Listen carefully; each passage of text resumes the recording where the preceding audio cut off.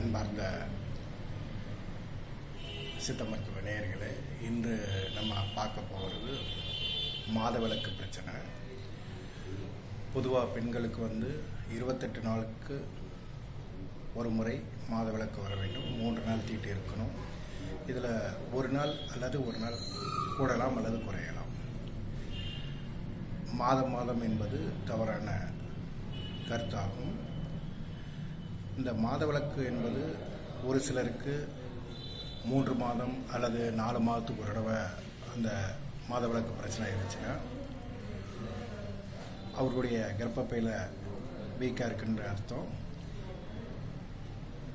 மாதவிலக்கு சரியாக வராதவர்கள் தும்பை இலையையும் கீழாநெல்லி இலையும் சம அளவில் எடுத்து ஒரு சிறு நெல்லிக்காய் அளவில் எடுத்து அரைச்சி 1 டம்ளர் பசும்பாலில் காலையில் வெறும் வயிற்றில் 7 நாள் சாப்பிடுங்க. அந்த மாதவிலக்கு பிரச்சனை ஒழுங்குபடும்.